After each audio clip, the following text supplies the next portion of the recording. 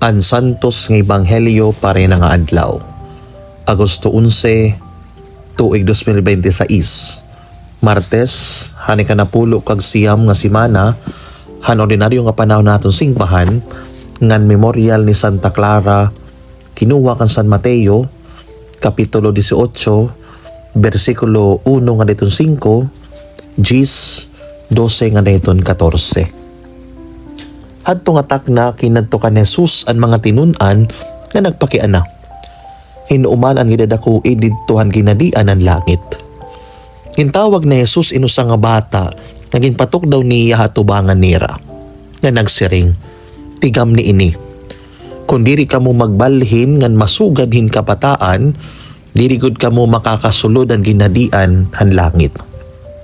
Ang gidadakuid didtohan ginadian ang langit, amo adton nagpapaubos nga nagsusugad hini nga bata. Ngan adton nakarawat hinsugad hini nga bata haakon ngaran, nakarawat man haakon. Bantay nga diri ka mo magtamay han usa hini nga magugti ay nga kabataan.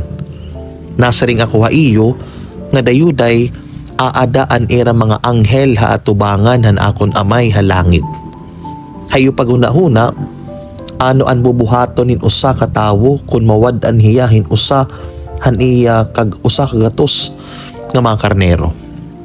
Babayaan niya an kasiyam kag siyam nga nananabsab haligid han pungtod ngan malakat hin pamiling han nawara. Nasaring ako haiyo. Kun hiagian niya ini, labaw ka malipayon hiya tungod hining nga usa ka karnero kay han kasiyaman kag siyam nga waray mawara.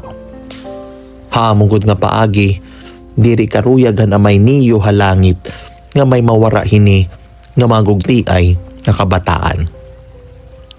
An Ebanghelyo han Ginoo. Pagdayawon ka, Kristo. Mga kabugtuan, usay ton mga trend yan nga panahon is halos nga tanan karuyag mapansin ngan karuyag maging sikat. Hina social media gin-ihiapiton friends, followers, and likes. O di nga ni, karuyag naton dama iton aton achievements, titulungan posisyon ha trabaho or sosyedad. And badanay without noticing it, napakayaan na liwat kitahan ginpakianan mga tinun-an ni Jesus. Hinuman ang gidadakui. Who is the greatest? Pero kakaiba ang baton ni Jesus. Tinawag yain bata, nang ginpatok daw haera at tubangan. Para kan Jesus, iton gidadakui indiri may unong hiton pagiging dako kontra hiton iba. Greatness begins when we learn to become small before God. Duha nga butang mga kabugtuan para iton aton pamalandong.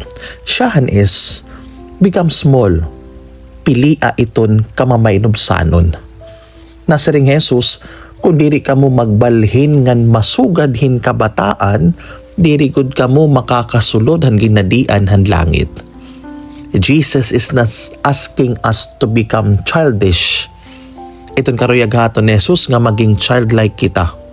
Mapainobsanon, natapod, dependent hiton Dios.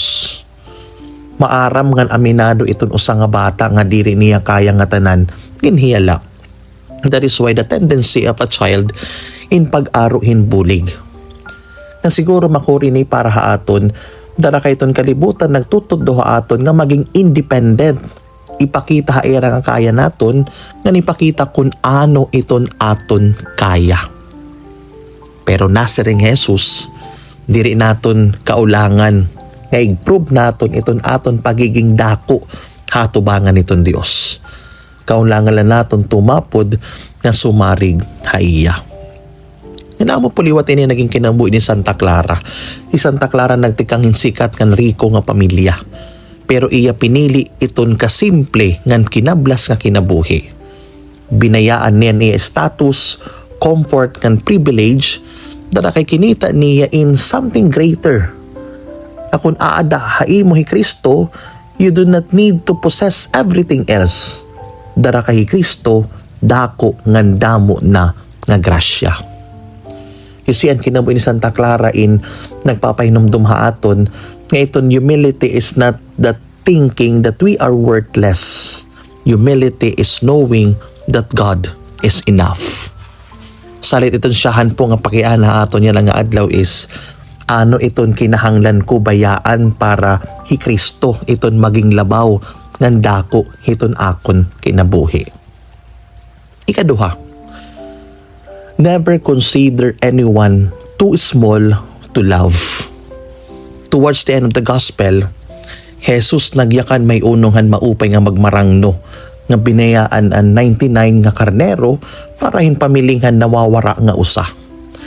Ang gintapos ni Jesus in pagsiring, diri karuyag han amay niyo halangit nga may mawara hiningagugtiay nga kabataan. You see mga kabugtuan, meaning waray haaton bisan usa iton diri importante ngan diri higugmaon iton Dios.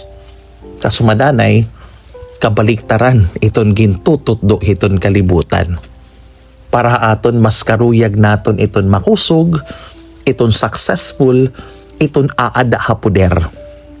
Pero iton Dios, mas kinikita niya iton tao nga gugtiay ang nangingilimtan sa sosyudad, mga nag-aantos, mga samaran, mga kablas nga mga tao nga aadto hiton laylayan. Nga namo puliwat ini naging kinabuhi ni Santa Clara. Aniya kinabuhi sulod hiton monasteryo, indiri para umiskapo or tumakas hiton realidad hiton kalibutan, kundi pinaagi hiton iya constant nga pag-ampo, sakripisyo ngan paghigugma, iya gindadara nga ginahalad ang mga panginginahanglan nga tanan hatubangan hiton Dios. Again mga kabugtuan, duha nga butang, become small before God and learn to notice the small ones around you. Saint Clare became great not because she tried to make a name for herself, but because she allowed iya tinugutan kay Kristo maging everything para haiya. Na siguro amo po ini iton paradox sa Ebanghelyo na nga adlaw. Kaniton kalibutan na siring, make yourself bigger. Jesus na siring, make yourself smaller so there will be more room for God.